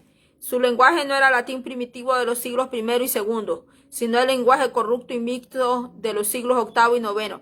Los títulos, las condiciones históricas que se referían no eran los del imperio, sino los de la Edad Media, muy diferentes. Las frecuentes citas de la escritura eran de la versión vulgata latina, que no se tradujeron sino hasta el año 400 después de Cristo. Se ofrecía una carta que se decía haber sido escrita por Víctor, obispo de Roma, 220 después de Cristo, a Teófilo, obispo de Alejandría, quien vivió en el año 400 después de Cristo. ¿Qué pensaríamos en nuestra época acerca de la autenticidad de una carta que se dijera que le envió la reina Elizabeth II a George Washington? El desarrollo del poder papal, aunque siempre ascendente, no era constante. Dice que hubieron príncipes fuertes que lo resistieron, así como príncipes débiles que se sometían a él. Algunos de los papas eran débiles y otros eran malvados, sobre todo en el año 850 y el año 1050 después de Cristo. Estos desacreditaban su puesto, aún en el tiempo de su más elevado grado de supremacia. El periodo de culminación fue entre el año 1073 y el año 1216 después de Cristo, alrededor de 150 años en que el papado tuvo un poder casi absoluto, no solo sobre la iglesia, sino sobre las naciones de Europa. Esta elevada posición se alcanzó durante el gobierno de Hildebrando, el único papa más conocido por su nombre de familia que por el nombre asumido como papa. Gregorio VII, durante 20 años, Hildebrando gobernó realmente a la iglesia como el poder tras el trono, antes de emplear la triple corona. Asimismo, durante su papado y hasta su muerte acaecida en el año 1085 después de Cristo, Hildebrando reformó el clero que se había corrompido y quebrantó, aunque solo por un tiempo, la simonía o la compra de puestos en la iglesia. Mire, la simonía, ese es otro, o la compra de puestos en la iglesia. Mira hasta dónde habían llegado. Vendían los puestos en la iglesia, hermano. Si todo se había hecho comercial. Dinero. Era un mercado allí, hermanos. Dice, levantó las normas de moralidad en todo el clero e impuso el celibato del sacerdocio. Fue Gregorio VII, que más conocido como Hildebrando, que impuso el celibato del sacerdocio, este hombre, porque quizás no leía la Biblia, porque Pedro tuvo esposa, tuvo suegra, tuvo hijos. Los demás apóstoles también. Aquí dice que aunque se exigía, no fue obligatorio hasta su día.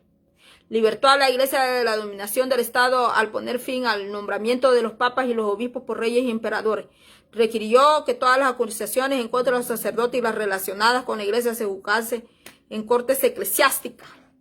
Mire, la costumbre había sido que el obispo recibiese cetro y anillo de su soberano. Mire, el obispo usaba un anillo y usaba un cetro, hermano, de su soberano, y le prometiera fidelidad feudal. Oiga, como su señor secular. Escuche, esto equivalía a que el gobernante nombrara a los obispos. Hildebrando prohibió la presentación y la promesa.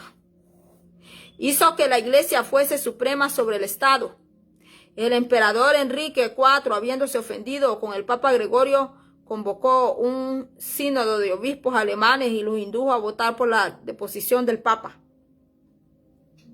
Gregorio se vengó con una excomunión, mire,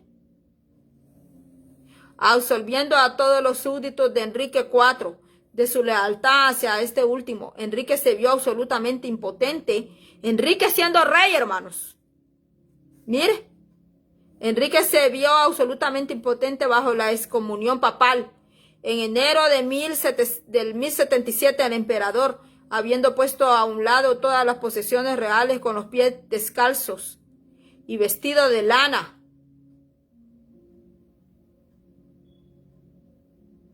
permaneció por 3 días de pie ante la puerta del castillo.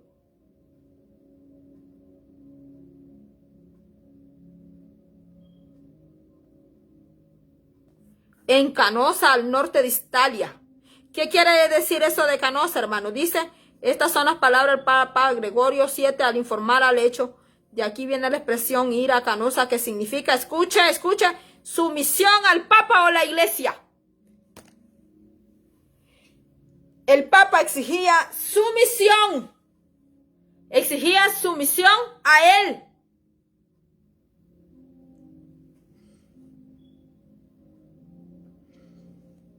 Exigía sumisión, hermanos. Nunca los apóstoles anduvieron haciendo esto. Y dice que este Papa Gregorio VII le hizo excomunión al rey al rey Enrique IV, porque él no estaba a esa disposición. Imagínense que el Papa le daba. La costumbre había sido que el obispo recibiese cetro y anillo de su soberano, que era el Papa, y le prometiera fidelidad feudal, como su señor. Mira hasta dónde llegó, hermanos, esa ambición de poder como su señor secular.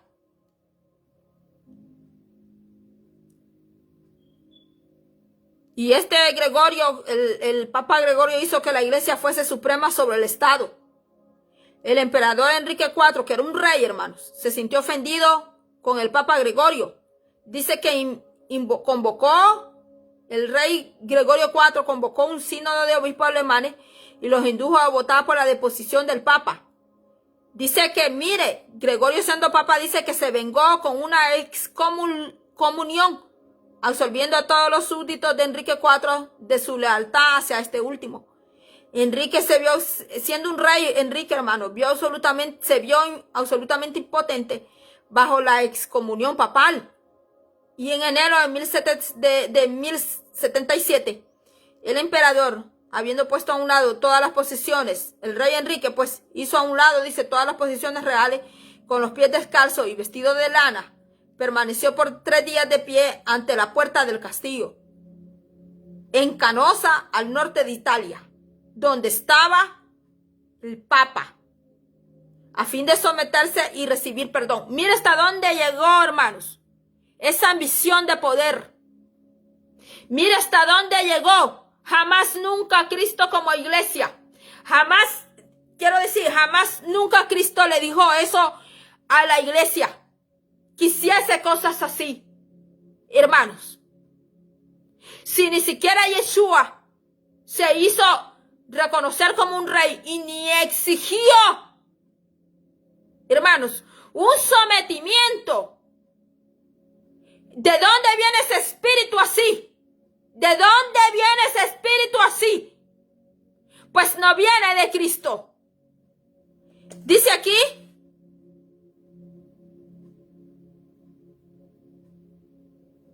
debe agregarse, sin embargo, que tan pronto como Enrique recuperó el poder, porque él tuvo que pedirle perdón al Padre Universal.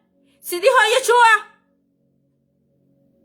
que solo al Padre tenemos que llamarle Padre, y Padre bueno.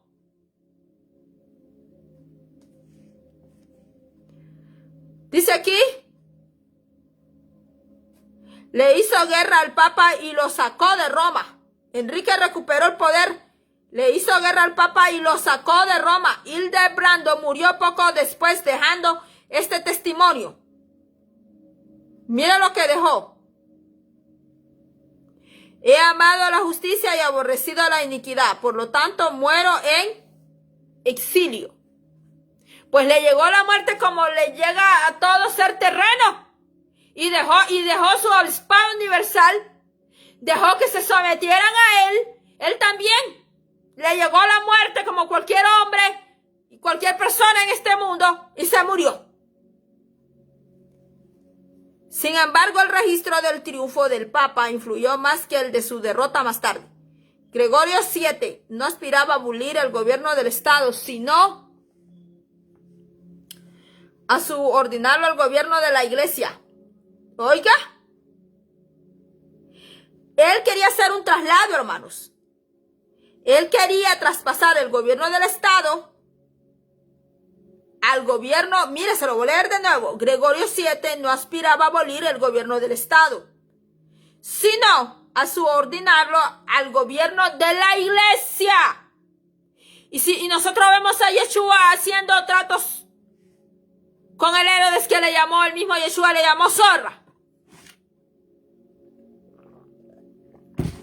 No vemos a Yeshua congraciando con Roma.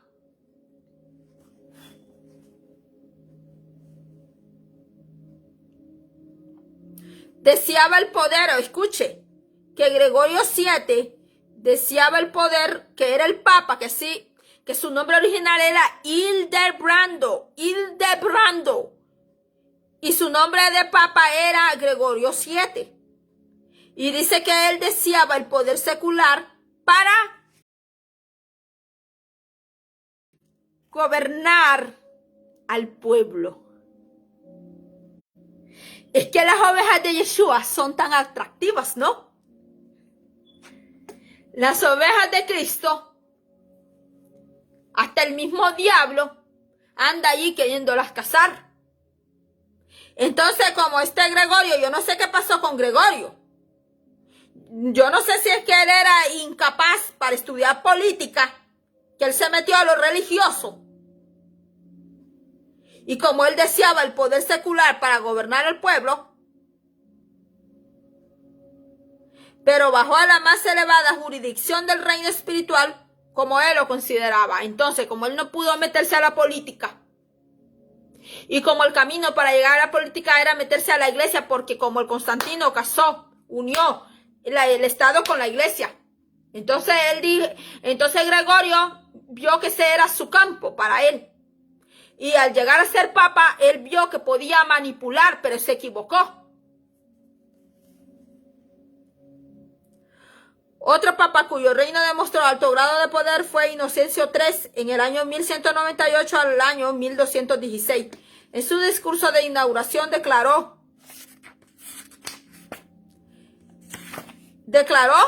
ser el sucesor de Pedro. Ocupa una posición intermedia entre Dios y el hombre. Que el sucesor de Pedro, que es el Papa, dice que ocupa una posición intermedia entre Dios y el hombre. Pero allá Timoteo te dice que solo hay un intermediario entre Dios y los hombres. Y dice que es Jesucristo hombre. Nunca dice que es un hombre. Nunca dice que es un Papa. Nunca dice que Santa Mariana, que Santa Lucía, que Santa Juana, que Santa Genoveva, que Santa Marta, que Santa Pilar. Te dice Timoteo y te lo dice la Biblia, que solo hay un intermediario entre Dios y los hombres. Y es Jesucristo hombre. Dice, es inferior a Dios, más superior al hombre. Oiga. Que el Papa es inferior a Dios, que el Papa es inferior a Dios, más superior al hombre, pues es un hombre que también se va a morir. ¿Por qué se han muerto entonces todos los papas? ¿Por qué se han muerto?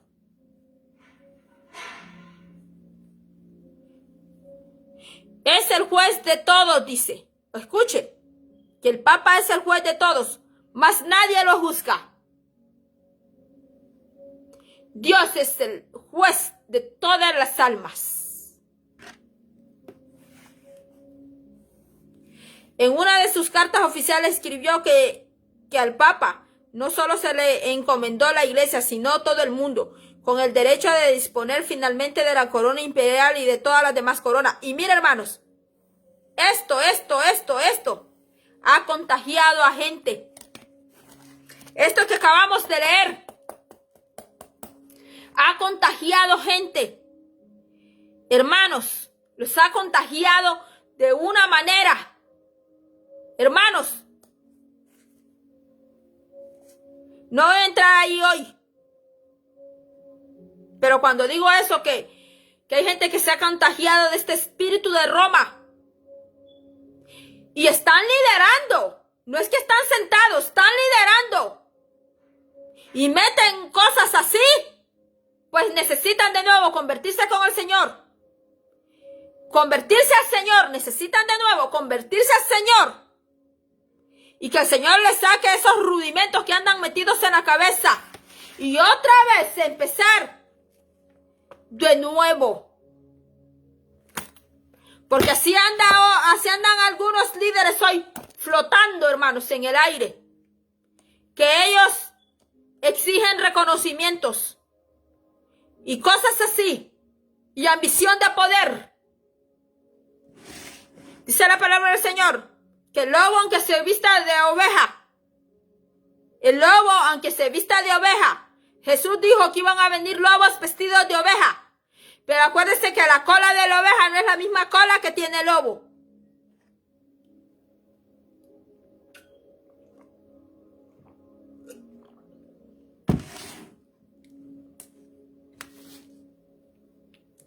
Y esas personas así son bien peligrosas porque llegan hablando bien bonito. No te van a hablar como te habla Magali. No te va a hablar como te hablan otras personas, sino que ellos adulan. Ellos hablan bien bonito. Ellos te hablan solo Cristo amor. Te hablan de una manera, pero a la vez ellos quieren tu dinero. Ellos quieren reconocimiento. Ellos exigen poder. Ellos exigen una supremacía. Pero lo hacen de una manera que usted y yo no nos podamos dar cuenta. Pero como el Señor te ha dado discernimiento espiritual, y como Dios nos da discernimiento espiritual, que el discernimiento espiritual no viene porque usted lo compró en una tienda, porque usted lo pidió por eBay, porque usted lo pidió por Amazon, sino que el discernimiento espiritual te lo da el Espíritu Santo. Y por medio del discernimiento espiritual, el Espíritu Santo le va a hablar a usted y me va a hablar a mí. O nos va a dar una señal de alarma. El Espíritu Santo nos dará una señal de alarma. De alejarnos de personas así. De personas que hablan bien bonito. De personas que te hablan de la doctrina de Cristo, pero son superfluos, solo por encimita, pero no quieren llegar a la profundidad de la palabra y a los verdaderos mandamientos de Dios, porque entonces los mandamientos de Dios va contra ellos mismos y se cumple lo que dice Hebreo, que la palabra de Dios es una espada de doble filo. ¿Por qué? Porque esa palabra que pega para allá, y si usted y yo no andamos bien, esas personas que andan así, también esa espada con ese mismo filo va a venir otra vez ¡pac! Para acá, hacia la persona. Entonces vemos que este espíritu de Roma, este espíritu que se movía allá y que todavía sigue moviéndose, ese espíritu todavía allá anda. Y por eso nosotros tenemos que tener mucho cuidado a quien escuchamos. Tenemos que tener muchísimo cuidado lo que oímos, no solo por redes sociales, no solo por las redes sociales. ¿Qué es lo que nosotros escuchamos? Dice, elegido para ocupar el cargo de los 36 años. A través de su reinado sostuvo con éxito estas altas pretensiones. 10 minutos más, hermanos, y vamos a terminar. Eligió para desempeñar las funciones de emperador a Otón IV de Brunswick, quien reconoció en público que tenía la corona por la gracia de Dios y la sede apostólica. Más tarde, debido a la subordinación de Otón, lo depuso e hizo que se eligiera otro emperador. Asumió el gobierno de la ciudad de Roma, decretando leyes para sus funcionarios, siendo el mismo Señor Supremo. En realidad estableció de este modo un estado bajo el gobierno directo del papado, gobierno que fue el precursor de los estados de la Iglesia. Obligó al licencioso Felipe Augusto, rey de Francia, a que... Mira, hermanos, la Iglesia papal buscaba enamorar a los reyes primeramente. ¿Cómo cree usted que la apostasía entró a la iglesia? Enamorándolos de la Grey, no. No enamorándolos de la Grey. Enamorando a los líderes que conducen el pueblo. Dice aquí, más tarde, debido a la subordinación de Otón, ya lo leí. Dice que asumió el gobierno de la ciudad de Roma decretando leyes para sus funcionarios, siendo él mismo señor, oiga, señor supremo.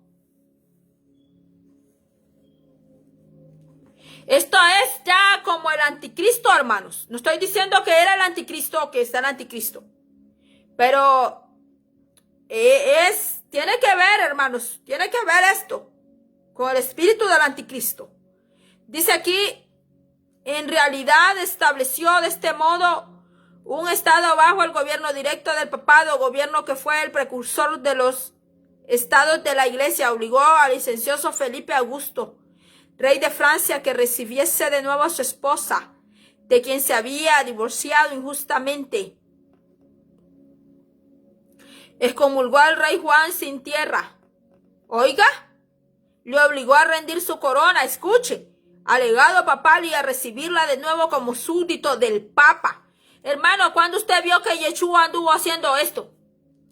¿Cuándo vemos en la Biblia que el Cristo Rey anduvo haciendo estas cosas, hermanos? ¿Usted cree que no había divorciados allá en Israel cuando Yeshua anduvo enseñando? ¿Usted cree que no habían reyes cuando Cristo anduvo enseñando? ¿Y cuando Cristo anduvo haciendo estas cosas, hermanos? ¡Guau, hermanos! Dice, Inocencio III puede considerarse como el mayor de los papas en poder autocrático. Sin embargo, no hubiera llegado a tal grado de autoridad si Hildebrando no hubiese alcanzado la grandeza antes que él.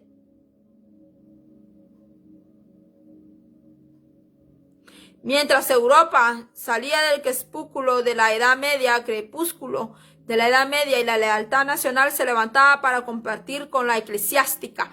La decadencia del poder papal empezó con Bonifacio VIII en el año 1303. Tenía pretensiones tan elevadas como cualquiera de sus predecesores, pero se pasaban por alto. Bonifacio prohibió a Eduardo I de Inglaterra que decretase, escuche, impuesto a la propiedad de la iglesia. Vaya, la iglesia no quería, hermanos, que le pusieran impuestos, porque la iglesia se consideraba reina. Mira aquí, y a las entradas o tesoros sacerdotales. Sin embargo, se vio obligado a ceder al rey, aunque en forma de arreglo por el cual los sacerdotes y obispos daban parte de sus entradas para las necesidades del reino. Riñó con Felipe el Hermoso de Francia, a quien le hizo guerra. Se apoderó del papa y le encarceló. Aunque lo liberaron, murió de tristeza poco después. Desde el año 1305, durante más de 60 años, los papas se eligieron bajo las órdenes, escucha, de los reyes de Francia y estaban subordinados a su voluntad. O sea, hermanos, que empezó a haber una pelea entre los reyes, entre los papas y los reyes, hermanos. Dice, al periodo del año 1305 al año 1378 se le conoce como la cautividad babilónica. Por orden del rey francés, la sede del papado se trasladó de Roma a Aviñón, al sur de Francia. Los papas se convirtieron, escuche, los papas se convirtieron en jefes nominales, sin verdadera influencia o poder bajo el gobierno francés. Otros aspirantes al papado surgieron en Roma y por doquier en diferentes países, papas y antipapas. Vaya, hermanos, se arregló la cosa, hermanos. Se levantaron papas y antipapas. El infierno en la tierra, hermano, porque mire, en el infierno no hay paz, hermanos. No hay paz. Dice, las órdenes papales se desobedecían libremente. Las excomuniones se obviaban. Por ejemplo, Eduardo III de Inglaterra ordenó al legado papal que saliera de su reino. En el año 1378, el papa reinante Gregorio XI volvió a Roma y en el año 1414 se celebró el concilio. Otro concilio. Porque con Roma se levantaron varios concilios. Porque los apóstoles y los ancianos solo tenían un solo concilio. Pero a la desaparición a la partida de los apóstoles y los ancianos y de los obispos antiguos de la iglesia de Jerusalén, hermanos, y que la iglesia gentil, ¿verdad?, creció. Pero el Constantino casó al Estado de Roma, el gobierno de Roma con la iglesia. Constantino hizo esto, hizo todo ese revolú, hermanos. Entonces, mis hermanos, desapareció aquel diseño de los apóstoles y ancianos, y de los primeros apóstoles, ancianos y obispos. Y luego empezó a aparecer el diseño de Roma. Y empezaron a aparecer varios concilios. Acuérdense, ya le leí del de Nicea. Le leí ya acerca, vaya tomando nota de esto. Le leí del concilio de Nicea, el del Calcedonia.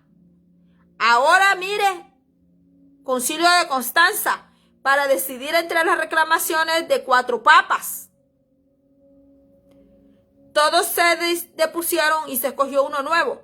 Desde el año 1378 los papas han continuado morando en Roma, como siempre alentando pretensiones muy elevadas, escuche, pero incapaces de ponerlas en vigor.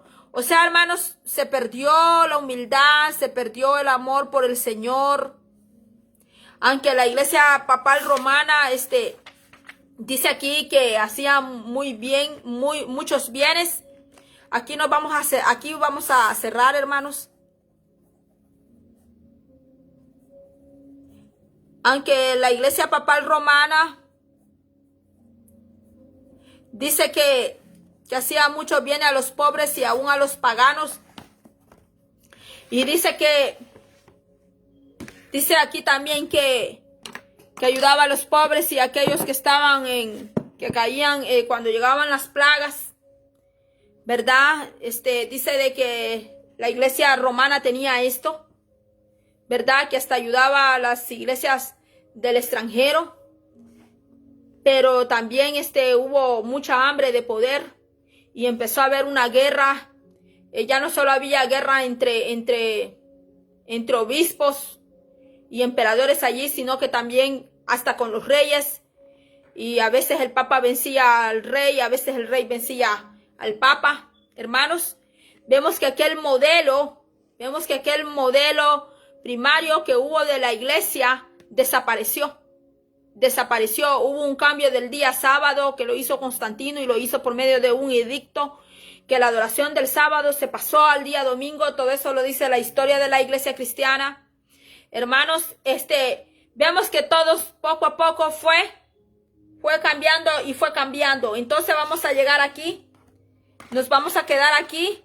En la segunda parte vamos a ver el surgimiento del poder musulmán en el tiempo de la iglesia medieval y espero avanzar. Voy a ver cuántas partes nos queda pendiente. Esto es largo. Es largo. Pero vamos a ver cómo lo condensamos. Vamos a sacarlo, las partes más importantes. Mañana, primero Dios, vamos a estar por aquí. Vamos a ver si mañana terminamos esta parte para entrar a la iglesia reformada. La iglesia reformada tiene bien poquita. Tiene bien poco. Y aparte de la iglesia reformada, viene la iglesia moderna, que es el tiempo donde nos encontramos hoy. Pero de esta iglesia moderna es donde estamos esperando que sea el Señor, ¿verdad?, que levante a la iglesia. Hermanos, desapareció aquel diseño. Hubieron cambios. Ahora el Señor, hermanos, está luchando el Señor por sacar su iglesia. Por sacar el Señor la iglesia de esas falsas creencias. De esas cosas, hermanos. Para que podamos ser un redil puro. Un redil puro, sin mancha, para el Señor. Un redil donde el Señor diga: este es mi redil y yo soy el pastor de ellos. Así que mis hermanos, hasta aquí ha sido. Dios me le bendiga. Gracias por estar aquí. ¿Verdad? A petición de hermanos que me habían pedido hablar sobre la historia de la iglesia cristiana. Pues aquí está su pedido, está su petición. Y será hasta la próxima que estemos por aquí. Llévenme sus oraciones como yo le llevo a usted. Dios me le bendiga y feliz día.